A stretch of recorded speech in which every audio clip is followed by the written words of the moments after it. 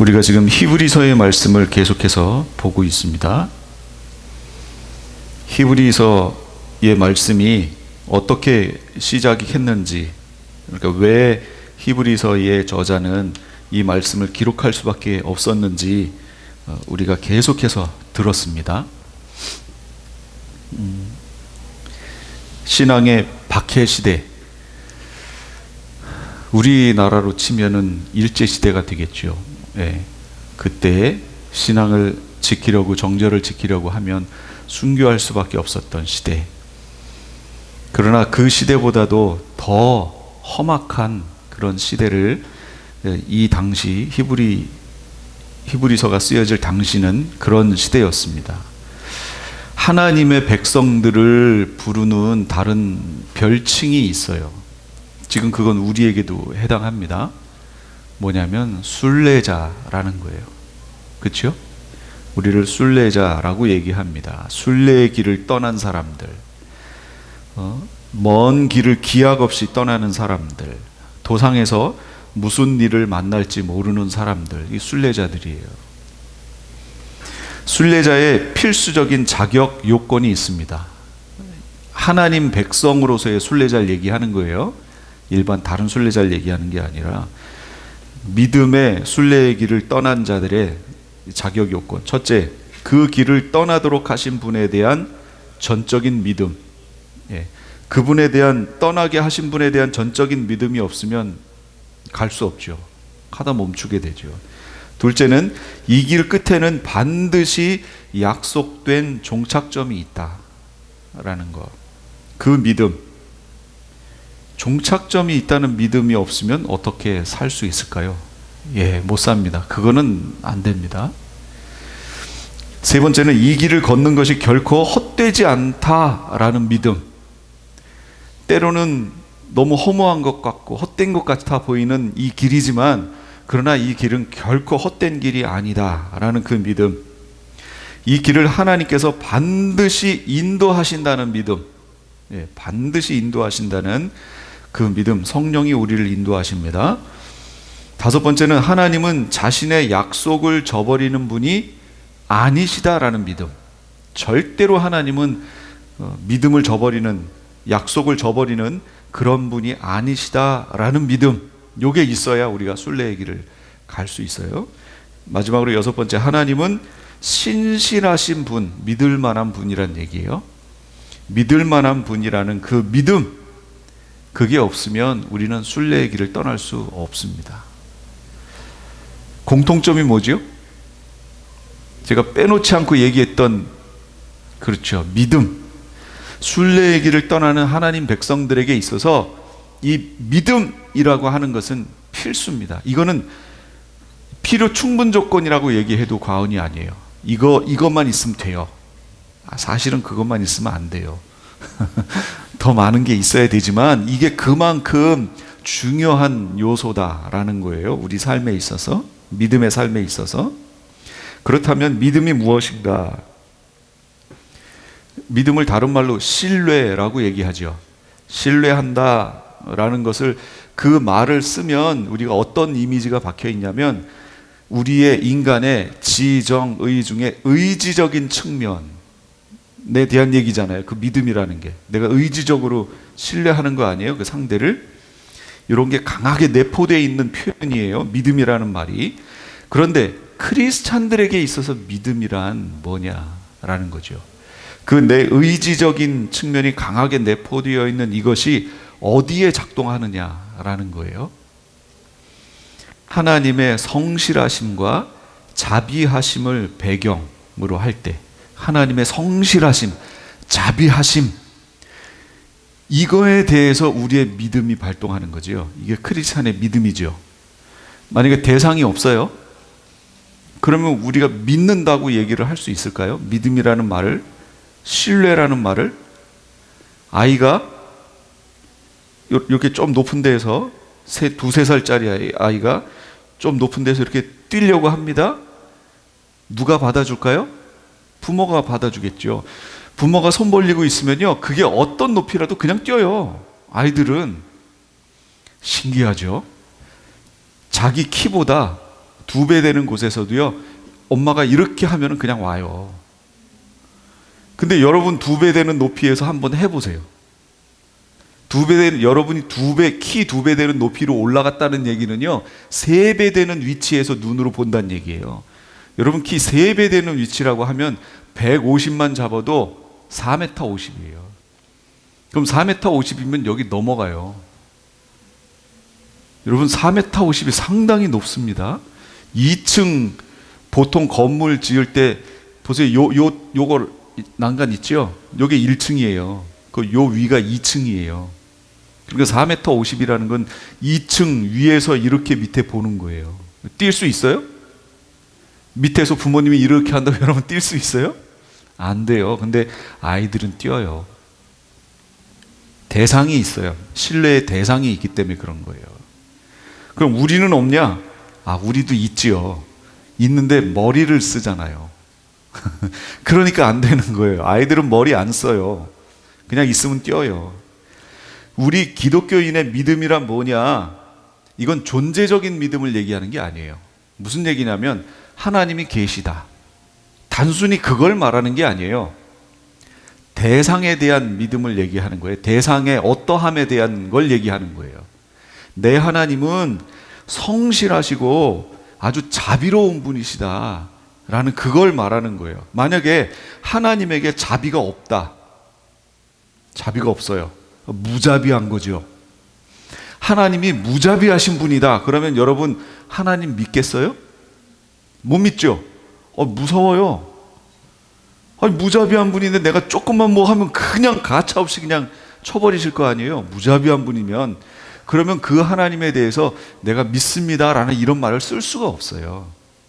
그러니까 믿음 속에는 그 대상이 어떤 분이시다라고 하는 그거 내용까지 포함된 말이에요. 단순히 우리의 의지적인 측면이 작동한 그걸 말하는 게 아니다라는 거예요. 기독교의 믿음은. 이 이스라엘 백성에 있어서 오늘 본문을 쭉 보시면 이스라엘 백성은 본복이에요. 그렇죠? 그런데 이스라엘 백성을 본받아 이렇게 살아라 라고 하시면 얼마나 좋겠어요. 근데 오늘 본문은 뭐예요? 본보기가 긍정적인 부분이 아니고 부정적인 부분에 있어서 본보기예요.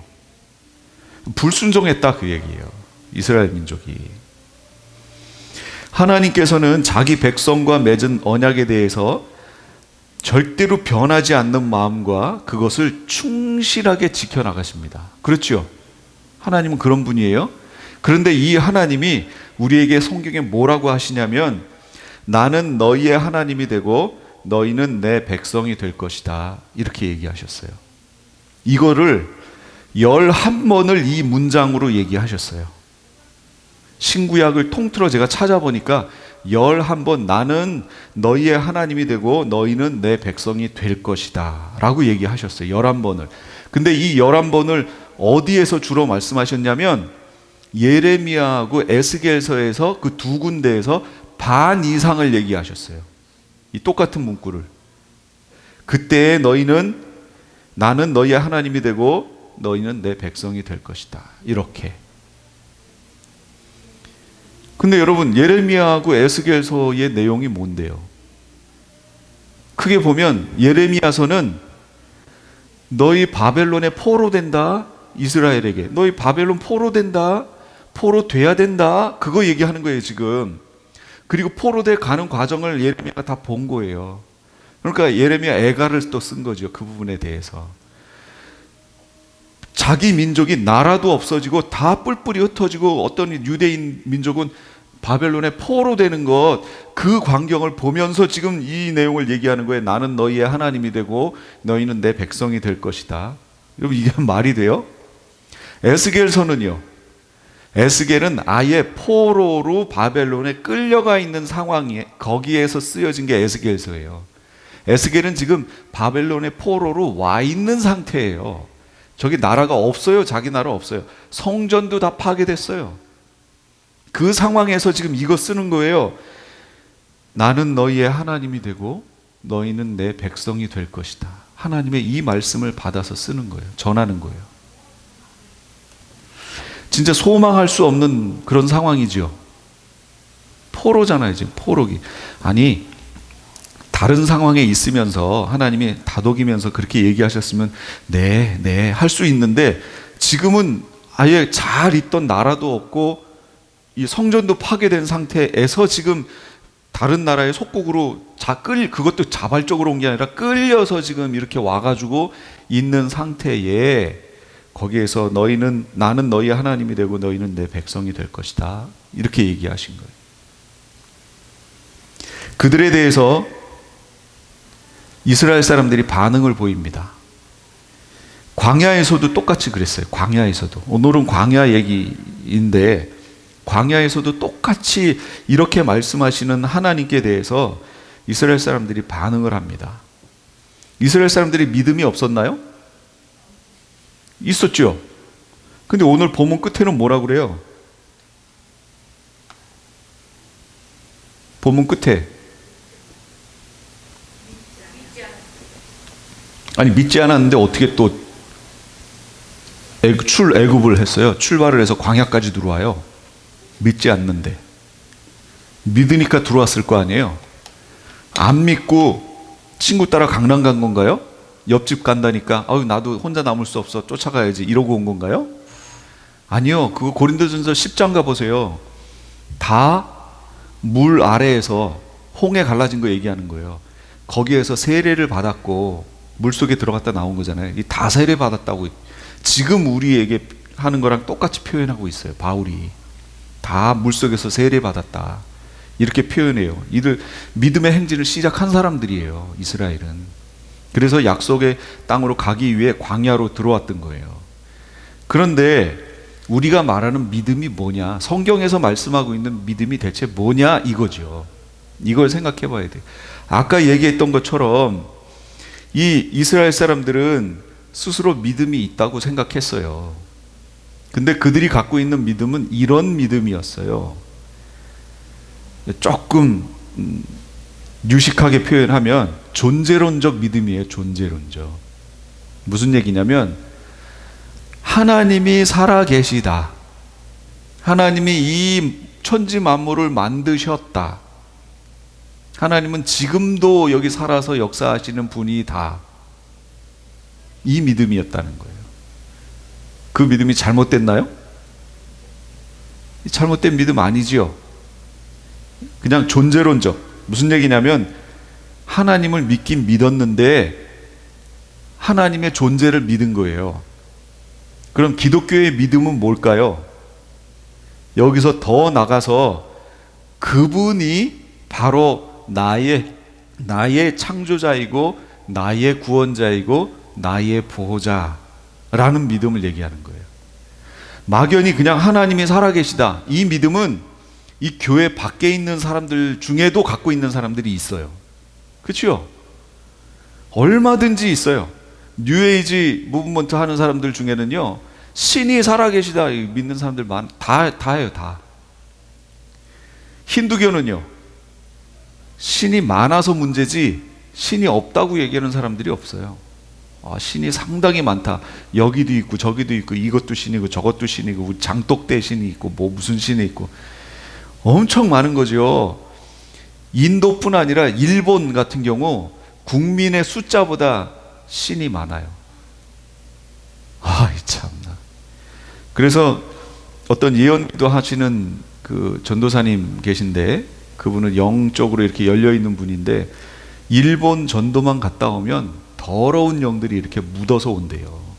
그래서 그분은 일본 전도여행 갔다가 돌아오면 산기도로 바로 들어가신대요. 그래서 정결케 하는 그런 기도하고 대적하고 그렇게 하신다고 그러더라고요. 그분은 뻔히 보인대요. 그게 신이 얼마나 많으면 그래요. 우상들, 이게 사실 신도 아니죠, 귀신들이죠, 그런 것들. 그러니까 이스라엘 사람들은 믿음이 있었어요. 존재론적 믿음밖에 없어요. 그냥 하나님이 살아계시다, 막연한 믿음, 신이 살아계시다. 근데 그 신이 나하고 연결이 되어 있다는 걸 부정하는 거예요. 그 신이 말씀하신다. 뭘 부정하는 거예요? 말씀하신다는 걸 부정하는 게 아니라 그 말씀을 나에게 하셨다라는 게 없는 거예요.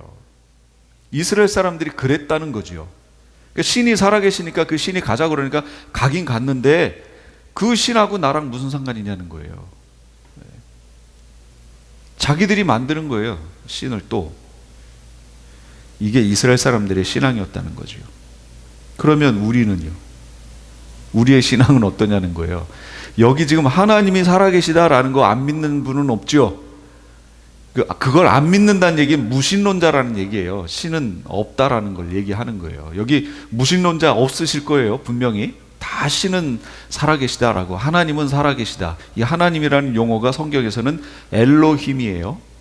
엘로힘을 번역한 게 하나님인 거예요. 그러면 이것도 그러면 하나님이에요. 하나님. 엘로힘도 하나님이에요. 그럼 차이가 뭐냐? 엘은 단수고 엘로힘은 복수예요. 히브리어에서 힘, 임 이렇게 들어가면 다 복수예요. 엘은 하나님인데 엘로힘은 복수예요. 왜 하나님이 복수예요? 그렇죠. 삼위일체 하나님. 그래서 창세기에서부터 엘로힘으로 나와요. 복수로 나와요.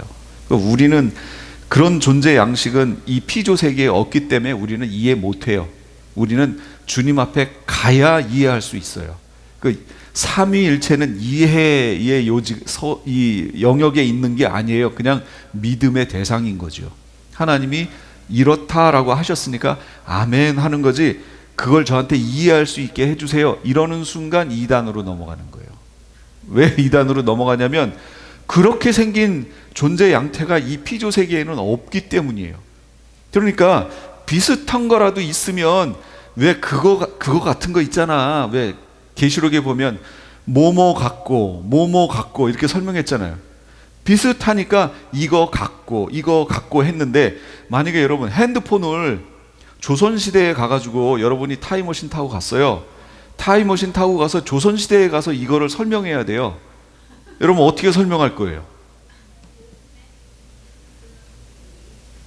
그거는 보이는 이 면은 연경 같고 거울 같고, 태블릿 설명을 이렇게 하면 거울 같고 생긴 건 그렇고, 두께는 이거 뭐 설명할 방법이 없잖아요. 똑같은 게 비슷한 거라도 있어야 뭐뭐 같고라고 얘기를 할 텐데 이런 게 없어요. 그러니까 설명을 못 해요. 이렇게 여기 글씨가 있는데 이 어떻게 나왔냐고, 그럼 이거 누가 이렇게 깨알같이 썼냐고 어떻게 설명할 거예요? 그 안에 이거는 0과 1이라는 디지털 그 신호 체계를 가져서 뭐 어떻게 뭐 설명할 거예요? IC가 어떻고? 설명할 수가 없어요. 여러분 라디오에 사람이 들어갔어요? 아니 초창기에 TV 보고 사람들 깜짝 놀라고 어떻게 저 조그만 속에 저렇게 사람들이 들어갔나? 처음 보니까. 근데 삼위일체 하나님도 똑같아요. 우리가 설명할 수 없어요. 단지 성경에 성자도 하나님이요, 성부도 하나님이요, 성령도 하나님이요. 근데 그 세 분은 하나다라고 얘기하니까 이해는 못하면서 아멘 하는 거죠. 우린 그럴 수밖에 없어요. 사실 양태론으로 가면 제가 아버지인데, 집에서는 아버지지만 교회 오면 목사가 되죠. 어머니한테 가면 아들이 되죠. 양태론적 설명이에요. 설명은 쉬워요. 이렇게 하면. 그리고 저는 또 하나잖아요. 하나인데 상황에 따라서 이름이 다르게 불리죠. 얼마나 이 설명하기 쉬워요. 근데 이건 한 삼위일체 설명한 거 아니에요. 이게 양태론적 이단이라고요. 사람들이 하도 쉽게 설명하려다 보니까 그런 식으로 오류로 들어가 버렸어요. 계시록을 보세요. 성부 하나님은 보좌에 앉아 계시고 성자 하나님은 어린 양의 모습으로 인자 같은 이가 하면서 따로 존재하죠. 성령 하나님은 거기에 촛대의 모습으로 7개의 불 형태로 거기 있잖아요. 존재가 다르다니까요. 다른 형태로 존재하신다니까요. 그러니까 이걸 또 한쪽으로 쭉 치우치면 여호와 증인처럼 삼신론이 또 돼버리는 거예요. 성부 하나님 따로 있고 성자 하나님 따로 있고 성령 하나님 따로 있고 세 분의 하나님이 이렇게 따로 있는 것처럼 또 설명하는 거예요. 삼위를 강조하면 삼신론이 돼버리고 일체를 강조하면 양태론이 되는 거예요. 근데 삼위일체는 그게 다 합쳐진 상태예요. 근데 그 합쳐진 상태에 피조물이 아무것도 없어요. 그래서 뭐뭐 같고라고 우리가 설명할 수가 없는 거예요. 단지 믿음으로 아멘 할 뿐이에요. 이제 주님 앞에 가서 확인을 해보세요. 이런 하나님이 존재하신다. 교회 다니는 사람은 다 믿어요. 하나님이 계시다는 거. 근데 문제는 뭐라고요? 그 하나님이 나하고 관계가 있다는 거예요. 나의 창조자이시고 나의 구원자이시고 나를 보호하시고 나에게 무엇인가 하시고 원하신다라는 하나님과 나라고 하는 내 대상이 하나님이라는 이 관계를 놓치면 기독교의 믿음은 무너져 버립니다. 우리의 믿음은 무너져요. 이스라엘 백성들이 분명히 믿음으로 시작했는데 오늘 히브리서 3장 19절은 이로보건대 그들이 믿지 아니함으로 능히 들어가지 못했다. 이렇게 얘기를 해요. 이들이 하나님을 아예 아예 안 믿었다. 그걸 말하는 게 아니에요. 이들의 믿음은 하나님의 살아계심과 하나님의 존재 자체를 믿었지만 그것이 본인들에게 역사하시는 하나님, 본인들과 교제하시는 그 하나님에 대해서 신뢰하지 않았다라는 거예요. 그러니까 자기들하고 전혀 상관없는 거죠. 그냥 계시는 하나님, 막연히 계시는 하나님. 히브리서 전체의 실제적 주제는요, 하나님 백성의 순례자적 신분 얘기하는 거예요. 하나님 백성은 순례자다, 그 얘기예요. 지금 그러니까 순례자는 도착했나요? 아니요. 지금 그 길을 떠나서 가는 중이에요. 지금 우리의 인생은 가는 중이에요. 그렇죠? 가는 중이니까 가는 중에 어떻게 해야 되느냐, 그거 얘기하는 거예요, 히브리서가. 그런데 히브리 기자가 봤을 때 이 순례의 길을 떠난 사람들 중에 어떤 이들이 거기에서 이탈하더라라는 거죠. 누가? 히브리 유대인들 중에 이 순례의 길을 잘 가는 듯 했는데 보니까 주변 환경이라든지 이런 거에 의해서 그 길을 벗어나더라. 순례의 길을 포기하더라. 그러니까 다른 이들에게 얘기하는 거예요.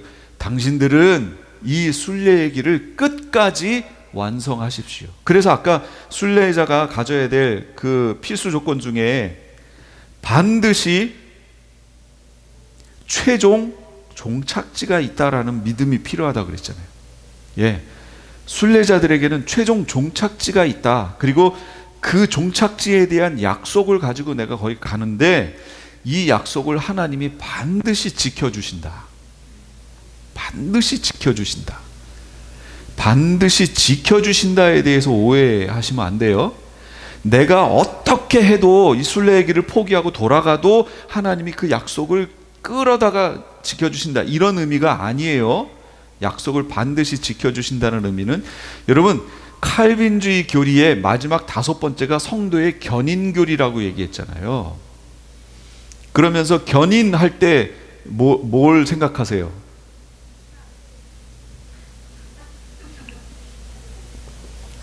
견인차 생각하시잖아요. 그래서 이 뒷차는 상태가 어떻든 상관없어요. 앞에 있는 차가 얘를 딱 걸어서 그냥 끌고 가는 거예요. 그래서 성도의 견인을 실제로 그렇게 설명하는 사람들이 너무 많아요. 아니, 장로교 목사님들, 장로교 교리를 얘기하는 분들 중에 성도의 견인 교리를 그렇게 설명하는 사람들이 99%예요. 그런데 거기서 말하는 성도의 견인이라는 뜻이 뭔지 아세요? 견인차의 견인, 그게 아니에요. 인내라는 뜻이에요. 인내. 견인할 때 그 견인자가 견디고 인내한다는 얘기예요. 성도가 견디고 인내한다는 뜻이에요. 하나님이 강제로 끌고 간다는 의미가 아니고 성도가 견디고 인내한다는 의미가 성도의 견인교리예요. 참된 믿음 안에 있는 사람들은 끝까지 견디고 인내하여 그 약속의 성취 자리에 도착하고 만다라는 그 의미라고요. 근데 그 의미를 자꾸 견인차적으로 해석을 하면 어떤 의미로 바뀌냐면, 성도는 어떻게 해도 상관없어요. 고장나도 상관없고 빵꾸 나도 상관없고 엔진이 빠져 있어도 상관없어요. 견인차가 끌고 가면 되니까. 그러니까 너는 아무것도 안 해도 돼. 내가 그냥 끌고 갈게. 이걸로 바뀌어버린다는 거예요. 그러니 한국교회 목사님들의 99%가 그렇게 설명하고 있으니, 특히 장로교, 우리 교회도 장로교지만 그렇게 설명하니 성도들의 어떤 것이 필요가 없는 거예요. 여기 지금 이스라엘이 막연하게 하나님을 그냥 존재하시는 분, 끝. 그래도 그냥 데려가시겠지, 이 상태란 얘기죠. 그 교리가 아니고 성도의 견인은 성도의 인내 교리란 얘기예요. 참된 믿음을 갖고 있는 사람은 성령이 인도해 갈 때 그 길이 좁은 길이잖아요. 성경은 좁은 길이라고 했잖아요. 그러니까 얼마나 힘들어요. 그렇더라도 거길 끝까지 인내하고 따라간다는 걸 얘기하는 거예요. 그러니까 하나님의 하시는 일, 그 다음에 성도는요, 인내함으로 끝까지 거길 가야 되는 일, 성도가 해야 할 일, 하나님이 해야 할 일 있지요. 이게 성도의 견인교리예요. 그런데 교회 안에서 이걸 다 빼버렸잖아요. 성도가 할 일 빼버리고 하나님이 다 하신다. 하나님은 약속을 반드시 이루시는 분이다. 이 의미를 성도의 견인교리, 내가 어쨌든 하나님이 끌고 가셔서 이렇게 이해를 하고 있잖아요. 지금 우리가 그 교리가 아니라니까요. 둘이 합심하여 하나님은 하나님이 하실 일을 하시고 우리는 우리가. 근데 이거 오해하시면 안 돼요. 신인 협동설이 되면 안 됩니다. 이 신인 협동설이라는 거는 천주교의 교리예요. 천주교 교리. 하나님 50, 우리 50 해서 100을 만들어야 구원이 완성된다, 이렇게 얘기하는 거 아니요. 저는 지금 그걸 말하는 거 아니에요. 성도들의 인내라는 건 이미 성도는 구원에 대한 약속을 성령을 통해 보증으로 받았고, 천주교는 이 구원은 하나님 50, 내가 50을 해야 완성되고 이렇게 얘기하는데, 그게 아니고 이미 우리는 구원에 대한 약속을 성령을 통해 보증으로 받았고, 자, 이제 이것의 성취를 위해서 이걸 가지고 끝까지 그 지점까지 도착해야 되는데, 그걸 성령 하나님이 도와서 우리를 이끌어 가신다. 리드해 가신다. 그러니까 성도의 견인교리를 견인차 교리라고 이해하시면 안 되고, 성령 하나님의 리드, 인도, 그리고 성도는 인내로 따라감이라고 이해를 하셔야 된다는 거죠. 이렇게 이해하고 이스라엘 백성들도 그 길을 따라갔어야 하는데 그렇게 가지 못했다는 거예요. 그래서 우리에게 뭘 선례로 남겼냐면, 안 좋은 본의 선례, 본보기의 선례를 남긴 거예요. 좋은 본보기의 선례를 남겼으면 성경에 고린도전서 10장이나 여기 히브리서에 이들을 본받아라, 이 이스라엘은 하나님이 창조하신 피조 세계의 장자의 민족이에요. 장자의 민족. 장자의 민족이 바뀔까요? 바뀌지 않지요. 그건 장자의 민족인 거예요. 그리고 그 민족을 통하여 하나님의 구원하심, 구원 계획, 이 구속사에 관련된 모든 것을 보여주시고 계시하시고 그걸 기록하여 그 다른 민족, 이방 모든 민족에게 이걸 전하게 하신 거예요. 그래서 이 이스라엘을 제사장 나라 이렇게 부르는 거죠. 근데 이걸 온전하게 감당을 못하는 거예요, 지금 이스라엘이. 그리고 그 대표적인 게 출애굽해서 광야 지나가는 그 사건을 통해서 제대로 된 본보기를 못 보였어요. 오늘 성경도 그러잖아요. 듣고 경록해 하시던 자가 누구냐? 모세를 따라 애굽에서 나온 모든 사람이 아니냐? 이거 누구예요? 이스라엘 사람들. 그 다음에 40년 동안 누구에게 노하셨느냐? 누가요? 하나님이. 하나님이 누구에게 노하셨느냐? 그들의 시체가 광야에 엎드러진 범죄한 자들에게 아니냐? 범죄한 자들에게 노하셨는데 그 범죄한 자들은 누구예요? 이스라엘. 출애굽 같이 했던, 하나님 따라 같이 왔던 이들, 그들 얘기하잖아요. 또 하나님이 누구에게 맹세하사 그들의 안식에 들어오지 못하리라 하셨느냐? 누구에게 안식에 못 들어온다고 그랬어요? 순종하지 않던 자들. 그럼 누가 순종하지 않았어요? 이스라엘. 이게 나쁜 본보기가 된 거예요. 선례가 된 거죠. 그래서 우리로 하여금 뭐라고요? 너희는 이렇게 하지 말라. 아니 근데 이게 히브리서에 있는데 어디에도 있었어요? 고린도전서 10장에도 있었잖아요. 고린도전서는 바울이 쓴 거예요. 히브리서는 누가 썼는지 몰라요. 근데 이 구절에서 똑같이 여기서 얘기를 해주는 거예요. 이스라엘을, 출애굽한 이스라엘을 빗대면서 그 광야에서 너희는 절대 이렇게 하지 말아라. 불순종하지 말고 범죄하지 말고 끝까지 주님 뒤를 따라가라. 성경에 일렀을 때 오늘 너희가 그의 음성을 듣거든 경노하게 하시던 것 같이 너희 마음을 완고하게 하지 말아라. 완고하다는 건 딱딱하다는 거 얘기하는 거예요. 마음이 딱딱해지지 말라 그 얘기예요. 그럼 마음이 딱딱해진다는 건 뭘 말하는 거죠? 내가 내 의지와 내 어떤 것을 통해서 내 마음을 움직이지 않기로 이렇게 결정해 놓는 거예요. 그러니까 다른 마음으로 여기를 꽉 채워놓으면 딱딱해집니다. 내가 누구하고 싸웠어요. 자, 부부싸움을 했다고 쳐요. 부부싸움을 했어요. 그러면 그게 풀리기 전까지의 그 마음이 어떨까요? 그게 완고한 거예요. 딱딱해진 거예요. 지금 부부싸움 해가지고 씩씩대면서 올라온 상태예요. 그 상태에서 옆에서 누가 무슨 얘기한다고 들어와요? 안 들어와요.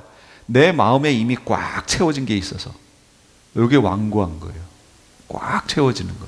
그러니까 이렇게 하지 말아라 그 얘기예요. 하나님께 대하여, 하나님 말씀에 대하여 완고한 자세를 취하지 말라. 근데 이스라엘이 그랬다는 거예요. 하나님이 보이는 말씀으로 여러분 바위가 깨지면서 갑자기 물이 나와요.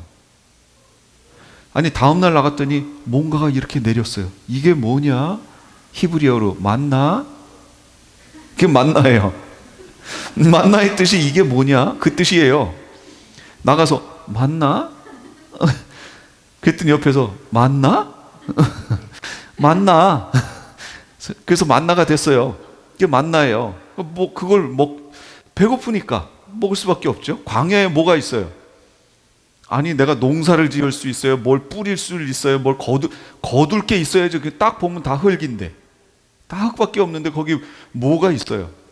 근데 그 전까지는 가지고 나온 양이라도 잡아서 먹고 뭘 했는데, 이게 양이 새끼를 낳아서 이게 자라기보다 우리가 먹는 게 더 빠르잖아요.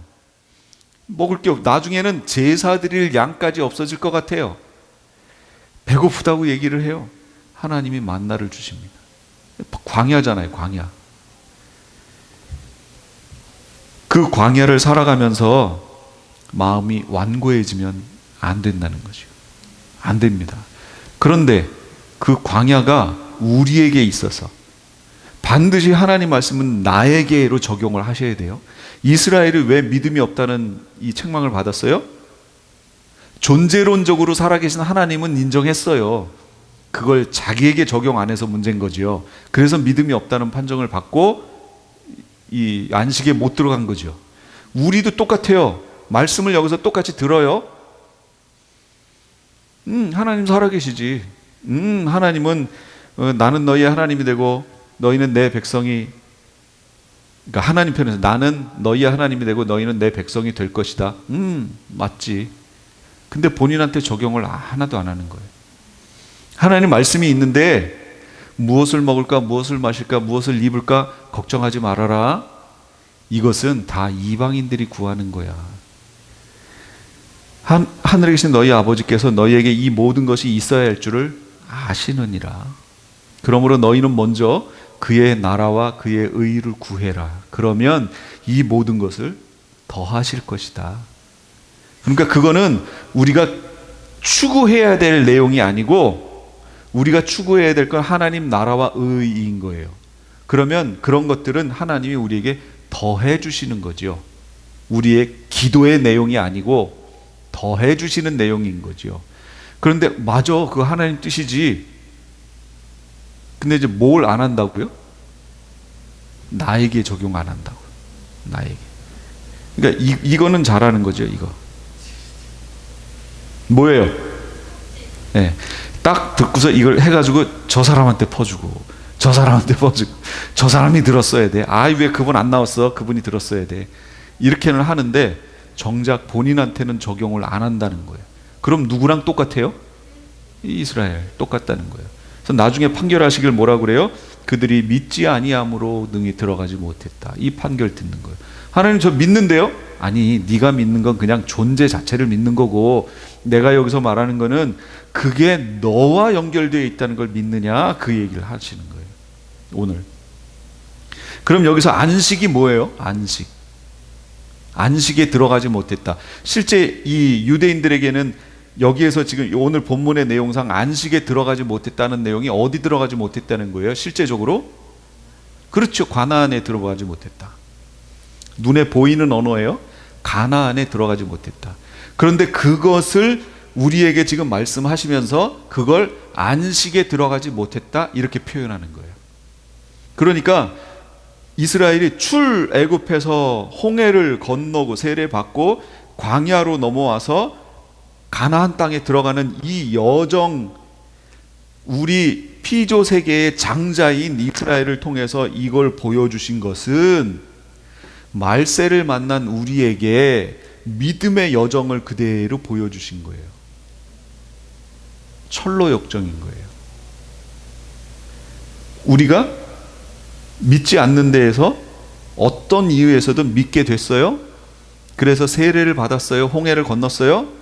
그리고 믿음이라는 광야 생활을 우리가 거쳐갑니다. 지금 우리의 삶 자체가 광야인 거예요. 결국은 이 광야에서 약속의 땅을 바라보는 거예요. 가나안. 여기에 들어가려고 우리는 신앙생활을 하는데, 이 과정에서 안식에 들어가지 못하는 자들도 있더라. 홍해는 건넜는데, 믿음으로 출발했는데 안식에 들어가지 못하는 이들도 있더라. 성도들의 견인교리, 성도들이 끝까지 인내해야 들어가는 곳. 근데 인내하지 않고 중간에 포기하는 경우가 있더라. 그래서 그걸 여기 오늘 본문에서 뭐라고 그래요? 12절에 형제들아, 너희는 삼가 너희 중에 누가 믿지 아니하는 악한 마음을 품고 살아계신 하나님에게서 떨어질까 조심할 것이요. 여기 있잖아요. 떨어질까 조심할 것이요. 여러분, 이 단어들을 잘 묵상해 보셔야 돼요. 떨어진다는 의미가 뭐예요? 이건 그대로 원어를 제가 찾아보니까 떨어진다는 얘기예요. 떨어져 나간다. 그럼 뭐예요? 아니, 이렇게 저한테 붙어 있다가 떨어져 나가는 거예요. 누구에게서 떨어져 나가요? 하나님. 하나님에게서 떨어져 나가는 거예요. 그 모습을 잘 생각해 보세요. 그럼 떨어져 나가기 전의 모습은 뭐? 하나님과 같이 있었죠. 하나님 편에 있었죠. 그런데 여기에서 떨어져 나간 거 아니에요. 그러면 묻는 거예요. 여러분, 신앙에서 떨어져 나가는 게 있어요, 없어요? 성경이 있다고 얘기하잖아요. 근데 왜 이런 걸 무시하고 성도의 견인교리를 이렇게 이해하냐고. 잘못됐죠? 신학이 좋은 거예요. 신학이 나쁘다고 얘기하는 게 아니에요. 신학은 우리의 믿음을 지키게 해주는 중요한 요소예요. 그런데 이것이 다시 한번 힘을 얻으려면 성경을 통해, 말씀을 통해 확증을 다시 받아야 돼요. 여러분, 신학은 진리가 아니에요. 명심하세요. 신학은, 장로교 신학이 진리예요? 여러분, 감리교 신학은 그러면 이단이에요? 감리교 신학이 진리면 장로교 신학은 이단인가요? 아니, 예전에 그랬어요. 실제로. 예전 AD 300년경 4세기경 어거스틴하고 펠라기우스의 논쟁이 벌어졌어요. 어거스틴은 지금으로 말하면 장로교 신학이에요. 펠라기우스는 감리교 쪽이에요. 인간의 자유의지를 강조하지요. 결국 어떻게 됐냐면 펠라기우스가 졌어요. 그래서 펠라기우스는 이단으로 밀려났어요. 그런데 이게 중세로 넘어서 종교개혁 시대로 오면 또 무슨 일이 있냐면 칼빈주의가 있고, 칼빈주의에 대해서 반대적 개념으로 알미니우스라고 하는 사람이 생겨서 알미니안주의가 생긴 거예요. 이 알미니우스라고 하는 사람도 칼빈 신학을 공부한 사람이에요. 그런데 뭔가 이상하다라고 하면서 자꾸 얘기를 하다가 이 알미니우스가 죽고 나서 알미니안의 제자들이 칼빈주의에 대해서 이런 부분은 문제가 있다 하고 그 반박문 5개 조항을 내세웁니다. 그거에 대한 반대적 개념으로 칼빈주의자들이 그 5개에 대해서 이건 이거고 이건 이거고 쭉쭉쭉 5개를 얘기한 반박 한 5개가 우리가 장로교에서 말하는 칼빈주의 5대 강령이라는 거예요. 이거는 칼빈이 얘기한 게 아니에요. 칼빈주의를 갖고 있던 그 신학을 갖고 있던 이들이 얘기한 거예요. 그래서 결국 그 당시에 알미니안 사람들의 힘이 약하기 때문에 그들이 또 이단으로 정죄됩니다. 그런데 시간이 흘러가면서 이들이 하나의 힘을 이렇게 형성하게 됐어요. 그게 우리가 잘 아는 감리교예요. 그 다음에 칼빈주의는 장로교가 됐어요. 여러분, 지금 장로교가 감리교 이단이라고 그래요? 해요, 안 해요? 감리교 쪽에서 장로교를 이단이라고 해요? 안 하죠. 했다간 난리 나죠. 왜냐하면 잘 보세요. 감리교가 이단이야, 그렇게 당할 정도로 감리교의 세력이 약하지가 않아요. 네. 그러니까 제가 뭘 얘기하는 거예요? 예전에는 이단이라고 했어요. 힘의 논리가 여기도 작용한다는 거예요. 힘의 논리가. 세력이 누가 크냐. 이걸 무시할 수 없을 정도의 세력으로 커지니까 이단이라고 말을 못하는 거예요. 이건 옳지 않다는 거예요. 제 얘기는. 그 세력이 아무리 커도 말씀하고 틀리면 틀렸다라고 얘기를 해야죠. 그게 진리 아니에요? 그런데 그렇다고 하여 지금 장로교에서 감리교를 틀렸어, 이단이야, 이렇게 얘기할 수 있나요? 장로교 목사님들도 감리교 교리가 다 틀렸다고 얘기하지 않아요. 장로교 교리의 문제점을 알아요. 그래서 제가 얘기하는 거예요. 뭘 얘기하는 거냐면, 신학은 진리가 아니에요. 다시 말씀드립니다. 신학은 진리가 아니에요. 우리 교회 장로교 교회지만 신학 자체는 진리가 아니에요. 그건 말씀을 통해 다시 확증을 받아야 돼요.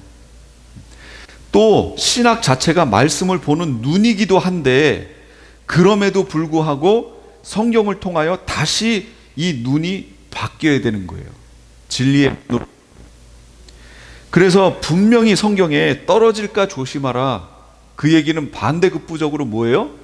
떨어질 수 있다, 이거 말하는 거예요. 그러면서 조심할 것이요 그러잖아요. 이 조심하라는 게 명령형이에요. 조심하라, 명령형이잖아요. 근데 제가 계속 얘기했죠. 헬라어 명령형은 3가지다. 영어든 우리말이든 명령형은 기본형으로 명령하는데, 헬라어는 3가지 시제를 가지고 명령한다. 그런데 이게 시제가 아니고 사실은 명령할 때에 의미가 들어가 있는데, 과거형으로 명령하면 너 여태까지 이렇게 안 했지, 지금 해, 이런 의미예요. 회개하라 하고 과거형으로 명령하면 그거는 대체적으로 안 믿는 사람한테 하는 거예요. 너 회개 안 했지? 너 회개해! 라는 이런 얘기예요. 그러면 믿는 사람들한테는 어떻게 명령할까요? 현재형으로 명령하는 거예요. 현재형은 계속해서 해, 이런 의미예요. 너 이미 크리스찬이에요? 너 회개해. 현재형으로. 너의 삶을 계속해서 회개하는 삶을 살아야 돼, 이런 의미예요. 완료형의 명령이 있어요. 이거는 그렇게 한 상태를 계속해서 유지해, 이런 얘기예요. 의자에 앉아 하는 걸 완료형으로 명령하면 그 앉은 상태에서 일어나지 마, 그대로 앉아 있어, 이런 의미예요. 우리말로는 그 다음 얘기가 추가돼야죠.